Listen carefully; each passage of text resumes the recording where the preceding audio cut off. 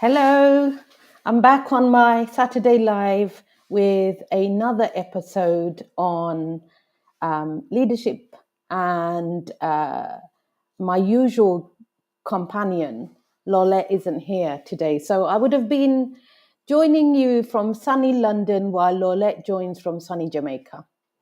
I'm going to continue these Saturday lives to share my knowledge and my learning in the last few weeks and continuous learning, and hope to give away something to my um, LinkedIn connections and my followers on YouTube. Please feel free to ask me any questions. I'm here every Saturday. I'm Munwara Ali, leadership coach, consultant, and CEO and director of charities. I love being here live and just talking to yourselves and maybe in some ways reflecting quite loud so that other people can benefit from my own reflections. So, as we've gone through a very, very tough couple of weeks as a Muslim person in a leadership position working in London, I can understand the dilemma. I can understand the challenges that many of you have faced, not just as Muslim colleagues or, non or ethnic people from ethnically diverse backgrounds. I think this applies to everybody and anybody who is in a leadership role. You could be somebody who manages a big corporate. You could be somebody who runs a charity. You don't have to be Muslim. You don't have to be Asian like me. But I think having greater awareness of some of the challenges faced by your community, your service users, your clients, and even your staff and volunteers will give you greater support and understanding of some of the things that you need to take into account. So I'm here to share my thoughts and my learning, and I hope that it will be helpful for you. I would absolutely value any feedback you have and any questions. Anyway, so to go on to my topic for today, inclusive leadership. What does that mean? I'm not going to share or suggest a dictionary definition of what inclusive leadership means. I'm merely going to point out that it may mean different things to different people. Because my awareness of what equity, diversity, and inclusion, or that space, holds has really increased, and I can see that our greatest dilemmas or our biggest conflicts happen within organizations, within companies, within teams because of our difference, because of our diversity. Obviously, I have for a very long time advocated and championed how we should embrace difference and we should, celebrate diversity. However, I think there's something about needing to understand that our own difference can also stand in our way. And I just came across this really interesting thought this week, and maybe it was spaces and meetings I had been in for during the week that made me think. And I think it's about inclusion itself and how it has to be conscious. Inclusion needs to be conscious, or we need to be conscious about inclusion to make sure that we are leading as leaders inclusively. And that doesn't mean coming across as leaders that are perfect in our inclusion, because by nature, we're never going to be perfect. We're never going to know all the perspectives of the people around the table that we join. Each table, each team, you are surrounded by individuals that have different personalities, different perspectives. And often we are very much in tune with our own views and perspectives, that we don't have or take the time to listen to other people's perspectives. And I think it's very common in companies to try and drive that message at the top. But my view is that inclusion has to start at the bottom, right at the bottom. If the communities that we are serving are diverse, can those communities relate to our front facing staff? And if they can't, it means it's going to be hard to engage those communities. It means that those communities do not see themselves in the people that approach them. They may not feel comfortable to talk about some of their own challenges. They may be concerned about being judged. And why do I say this? Because I've worked with those communities for a very long time. Also because I represent lived experience of that community. You know, once upon a time, I was that service user. I was that client who would not engage or would not say something due to fear of being judged or being misunderstood. And I must say that in reality, sometimes I still feel that way in some spaces. But yes, so we, as a community, as a nation, right now, we've been so affected by the riots. I know that some of the Muslim communities in the borough I work in have been concerned about being attacked. I have friends of mine who wear, like, you know, the hijab, this headscarf like me, and they've been worried about being attacked. I've heard of one other incident where a woman's hair has been pulled, her scarf has been pulled. I've heard of one other incident where somebody in the community has been spat at. So it is a worrying time for those diverse communities. And if they themselves feel victimized by what's happening, they are not going to necessarily approach organizations who don't necessarily have people they can relate to at a front facing level.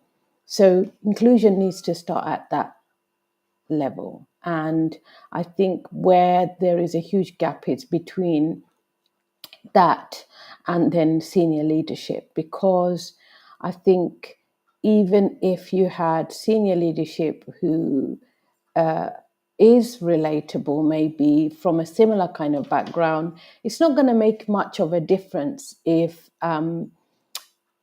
the people that are in day-to-day interaction with the communities they're working with don't understand the issues and the challenges. So when I say conscious inclusion, it means we need to be conscious of inclusion all the time. And the reason being for that is where you have an organization where staff and volunteers and the entire organization wants to advocate inclusion, and a very strong part of their culture to be inclusion, it's very important that the people feel heard, because when people feel heard, they feel empowered, and empowered staff and volunteers will take action. So you want to build an organization, a culture of inclusion. You've got to make sure and look out for the people who perhaps are not saying anything in a group, and find ways to make sure that they feel safe enough that you, the person who may be creating that space, are enabling them to feel safe enough to share their opinion, their perspective, because everybody has a perspective. People may not always feel confident and comfortable to share their perspective, but everybody has a perspective. I've seen meetings where people start off with, not much to say, and the meeting could be over in half an hour, to meetings which last, like, people have allocated an hour or an hour and a half, and they could last nearly 2 hours because everybody has a perspective and everybody wants to share their perspective. So it's important that we are, as leaders, to enable a conscious, inclusive space that we enable others to be heard so that they can feel empowered and so that they can also take action, and we can end up with a productive team, a productive organization, and a community that takes action.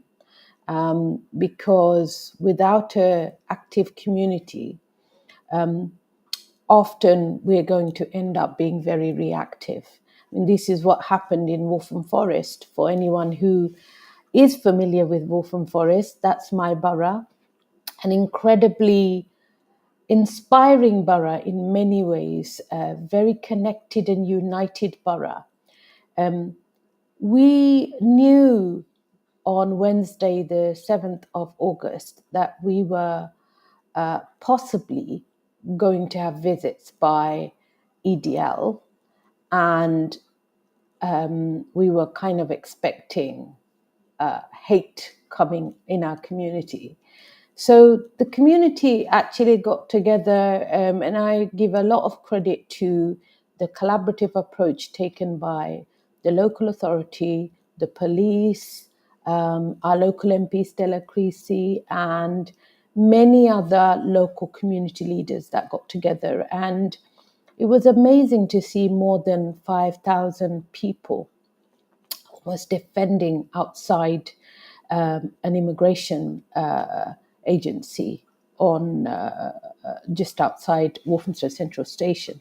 It was incredibly inspiring to see so many people, and touching, deeply touching, to know that, as a community, I'm sure our Muslim neighbours and the minority communities of Waltham Forest felt safe to know that there is a group of people that care enough about us, that are allies and are watching our back and are there to support us in times of difficulty. And that's what I call conscious inclusion, because things had been thought about in advance. Everyone had a voice that was heard.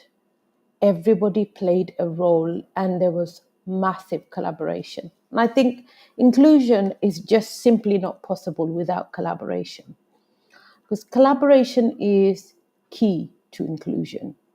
That means developing that sense of collaboration internally within your teams, within your organization. What are the systems that you have in place to ensure that people are speaking to each other, the communication is flowing. You are aware of each other's challenges, because we make better decisions when we are better informed. So I loved when I came across that conscious inclusion, which I thought would be great as a topic today, just to cover inclusive leadership. I see a LinkedIn user, greetings from CIOC Humanitarian Initiative. Thank you so much. I think everyone can understand what you are saying and emulate. Hope everyone out there can do something to help someone out there. Thank you very much. I really appreciate your comment, LinkedIn user, whoever you are. I hope that my message is something that, I make an effort on Saturdays to share some of this, because I feel that many of us, I'm not the only one who carries this knowledge, and I'm not the only one who thinks or has a similar perspective to maybe many of you. But I think it's really important that we are publicly encouraging things like conscious inclusion, because until we start doing that, people are not seeing leadership in inclusive leadership. Sorry to complicate things, but I think leadership is forward movement, in my opinion. It's moving things forward, but also there is a social responsibility, I would say, to make greater awareness of leadership and types of leadership that we know in society we want to see more of. I certainly want to see more of inclusive leadership, and I know that I aspire and strive to be more inclusive as a leader. And most of my learning, reading has been around that. In fact, a lot of my challenges have been around that. The challenges that I have embraced because I want to improve my own leadership skills. I want to make my journey a much more exciting and interesting one, and to grow.